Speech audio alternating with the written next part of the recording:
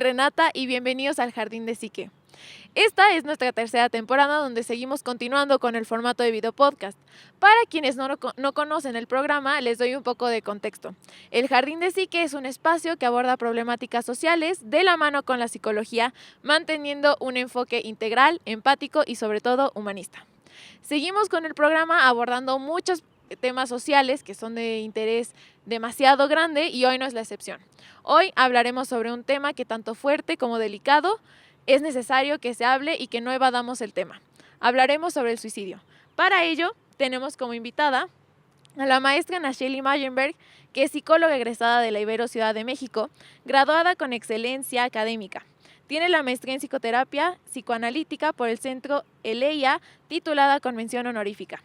Realizó una especialidad en intervención en crisis por la Universidad Autónoma de Madrid. Tiene diferentes diplomados y cursos en psicología clínica, psicoterapia grupal y psicoterapia de pareja. Realiza su práctica desde hace 20 años en un consultorio privado en donde atiende adolescentes, adultos y parejas en psicoterapia.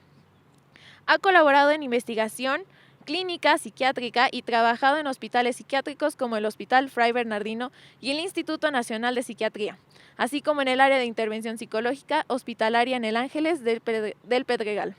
Es docente de licenciatura desde hace más de 15 años, habiendo recibido la medalla Eusebio Quino, reconociendo a las mejores prácticas docentes por parte de la Ibero Puebla y docente la maestría en psicoterapia desde hace 5 años. Su área de interés está enfocada en el trabajo psicoterapéutico y en la psicopatología actual. Hola Nash, bienvenida. Hola, Ren. Muchas gracias por invitarme. ¿Cómo te sientes de estar en el Bien programa? contenta de estar aquí contigo. ¿Te parece si iniciamos con este tema? Perfecto. Muy bien. ¿Podrías comenzar platicándonos sobre cuáles son las señales menos conocidas que podrían indicar una predisposición a el suicidio en una persona? Claro, Ren. Mira, primero me gustaría decir lo que es el suicidio, ¿no? Okay. Como una definición del suicidio, Claro. Es un acto, es una conducta que está dirigido a provocar la muerte, ¿de acuerdo? Otra cosa que me parece que es muy importante es decir que el suicidio es lo que la persona cree que es la única solución para el problema que está afectándolo en ese momento. O sea, es muy importante saber que el suicidio es lo que la persona cree que va a quitarle el dolor. O sea, imagínate el dolor que están sufriendo, que está sintiendo la persona, para que crea que lo único o lo último que puede hacer es quitarse la vida. Entonces, de ahí me iría a contestar tu pregunta y pensaría que no hay nada que nos determine, ¿no?, a ocasionarnos o a conducirnos al suicidio. Sin embargo, hay como factores de riesgo que nos llevarían a lo mejor a presentar este tipo de conductas. Por ejemplo, sí hay estudios genéticos donde se habla de algunos genes que están como relacionados al suicidio, sin embargo no son determinantes. ¿Qué quiere decir? Que si tenemos ese gen, no necesariamente es que nos vayamos a quitar la vida, ¿de acuerdo? Se corren en familias, es decir, que sí hay como una repetición de patrones. Por ejemplo, si mi abuelo intentó suicidarse, mi tío intentó suicidarse, yo puedo intentar suicidarme, y ahí es donde un poquito jugamos al abogado del diablo, porque no sabemos si es algo genético o si es algo repetición de patrones, ambiental, pues, ¿no? De ahí, entonces, preguntarnos, y lo que es más importante es pensar en los factores de riesgo que nos podrían llevar a una conducta suicida. Si bien no son determinantes, nos ponen en riesgo, nos vulneran, ¿de acuerdo? Y el primero sería la depresión. Hay muchos trastornos que están relacionados al suicidio, trastornos mentales o trastornos de personalidad, los trastornos de conducta alimenticia, las autolesiones. ¿Qué otras cosas están como relacionadas? El alcoholismo, la drogadicción. Por ejemplo, el 40% de los suicidios están bajo influjo de sustancias, ¿no? Entonces, más bien lo que tenemos que conocer es qué factores nos pueden llevar a presentar una conducta suicida y que no son determinantes, pero que sí nos pueden empujar a hacerlo. Claro, entonces, recapitulando un poco, el suicidio es como cuando una persona, como si tuviera un enfoque de túnel negro y cree que la única salida sería quitándose la vida. Así es. Pero, como bien lo mencionas, no es algo que es determinista, ¿no? Que A más B significa C, con lo que mencionas de la genética, sino que es más bien como un factor de riesgo que podría haber. Es multicausal, Okay. ¿de acuerdo? O sea, hay muchísimos factores que pueden empujar a alguien, pero no es uno, Okay. ¿de acuerdo? Ok. Y bueno, ¿cómo influye la cultura y los tabúes que tenemos como sociedad sobre la muerte en la percepción del suicidio y su prevención? De acuerdo. Bueno, ahí, pensando que estamos en México, culturalmente aún sigue siendo un tabú hablar de la muerte y del suicidio, y eso es como lo primero que nos quita espacio en la prevención, ¿no? El tabú está muy relacionado con el estigma y con los mitos acerca del suicidio, ¿no? El tabú, por ejemplo, el estigma principal sería el: si pides ayuda eres débil, tienes que poder hacerlo tú solo, o el mito principal del suicidio es: no hay que hablar del suicidio porque le vas a dar ideas a la persona para que se suicide, y eso es de lo más falso que hay, ¿no? Del suicidio hay que hablar constantemente, de hecho este podcast está ligado hacia eso, ¿no? Otro mito sería: el que habla de suicidio no lo va a hacer, o el que se suicida se quiere morir, que parece como un poco incongruente, pero no es cierto. El suicidio no necesariamente es me quiero morir, es no quiero seguir sufriendo, ¿de acuerdo? Entonces, cuando hablas con chicas que han estado en una situación así, cuando vemos testimonios de estas chicas, es: ya lo brinqué y qué bueno que no me quité la vida, porque lo que yo quería hacer era dejar de sufrir, pero no necesariamente morir, ¿de acuerdo? Esos serían como los mitos que están relacionados. Ok, sí, ¿no? Porque en México tendemos a tener como una doble visión, ¿no? Por un lado, la muerte nos da risa y tratamos de suavizarla así, ¿no? Como haciendo los chistes. Exacto. Incluso el Día de Muertos no es tanto relacionado a lo cómico, pero es como una forma de poder sobrellevar la muerte. Pero el hablar así tal cual sobre el suicidio sí llega a ser algo que cuesta, y como bien lo mencionas, ¿no? No hay que hablar de ello para no generar ideas. Así es. Y bueno, existen diferencias en la forma en que el suicidio afecta a diferentes grupos de edad, o sea, por ejemplo, niños, adolescentes, jóvenes. Bueno, si bien hay como ciertos factores de riesgo para todos, en cuanto a niños, por ejemplo, los niños presentan la depresión de una manera diferente, ¿no? No la presentan con tristeza, la presentan normalmente con enojo, ¿no? O con mucha irritabilidad, y el adulto mayor pues tiende a ser más letal. Por ejemplo, en los niños, la Organización Mundial de la Salud habla de que la población que más presenta o tiene conductas suicidas son las personas que están entre los 15 y los 29 años. Eso no significa que alguien de 10 o de 60 no se quiera quitar la vida, ¿de acuerdo?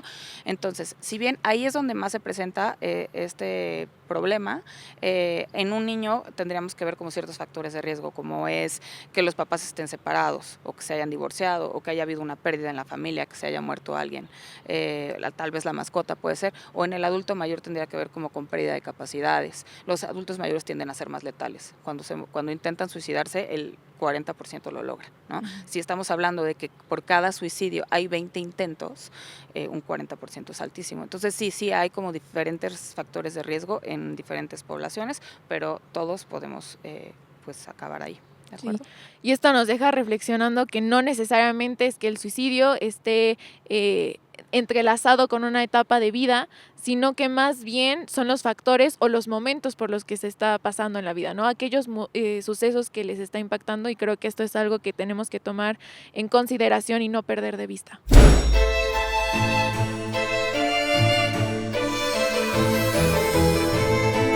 Regresando con el tema de este episodio, hablábamos sobre que el suicidio no es algo que se da específico en una etapa, sino más bien son los factores que pueden contribuir a que nos sintamos un poco desesperanzados sobre aquellas herramientas que tenemos al enfrentarnos a situaciones difíciles.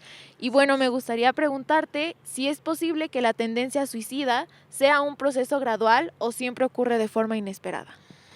Bueno, no, aquí tendremos que dividir que hay suicidios impulsivos, ¿no? Y hay suicidios planeados. Y el suicidio impulsivo es el de, no sé, se cayó la bolsa, me quedé sin dinero y entonces en ese momento me aviento del 10º piso. Ese sería un acto impulsivo que puede suceder, ¿no? Pero la mayoría son planeados, y aquí tendríamos que ver gradualmente cómo se empezaría a presentar. Primero empezaríamos con pensamientos de muerte, que tiene que ver no con quitarme la vida, sino en preferiría estar muerto, quisiera no amanecer mañana, si se cae ahorita el edificio no me importaría.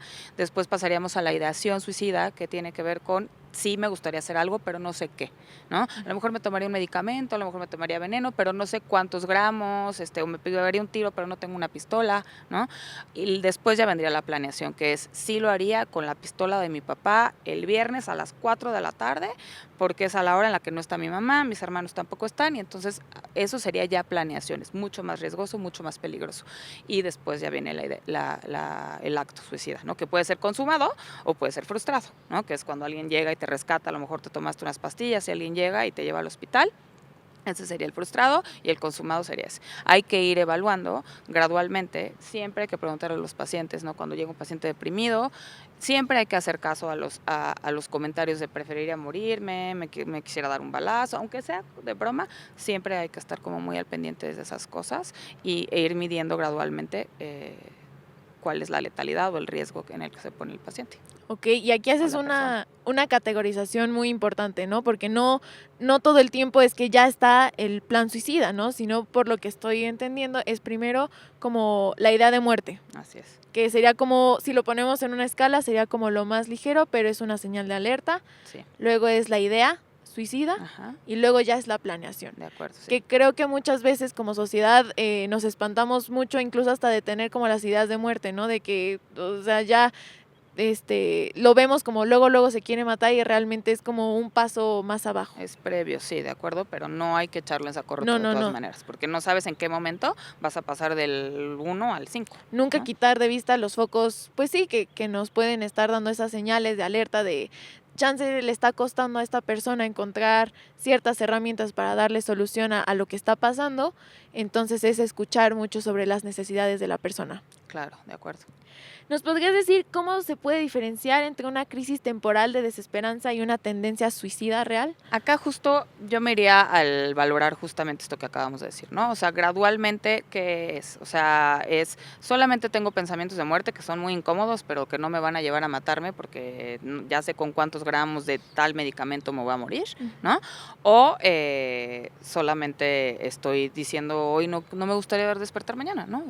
Solamente me gustaría dormir y dormir y dormir y dormir, ¿no? Entonces, más bien tiene que ver con esta evaluación que acabamos de decir en la pregunta anterior. Ok, y bueno, ya como forma de cierre, de reflexión y de aprendizaje para nosotros, ¿cómo podemos aprender a identificar y hablar sobre los pensamientos suicidas de manera más efectiva, especialmente en aquellos que no lo expresan? No hay que tenerle miedo, ¿no? A mí me gustó mucho una frase que dice, hablar salva vidas, ¿no? Nunca quedarnos callados. Si hay cierto miedo de que alguien esté pensando o esté teniendo como estas ideas, hay que hablarlo, hay que preguntarlo, hay que mandarlo con especialistas, no solamente con el psicólogo, también con el psiquiatra, ¿no? Dependiendo de la gravedad, es algo que tendríamos que estar haciendo, ¿no? Hablar salva vidas, eso sería con lo que yo me gustaría que se quedara todo el mundo. Muchísimas gracias, Naz, por acompañarnos, por estar aquí con nosotros, por atreverte a platicar con nosotros de aquellos temas que están muy estigmatizados y que todavía nuestra sociedad como que no se anima. Extenderles las invitaciones a todos los que nos escuchan a poder abordar estos temas sin miedo. Y bueno, me gustaría cerrar el programa con una frase de J.K. Rowling que dice: nadie puede escapar del dolor, pero sí podemos elegir cómo vivir con él.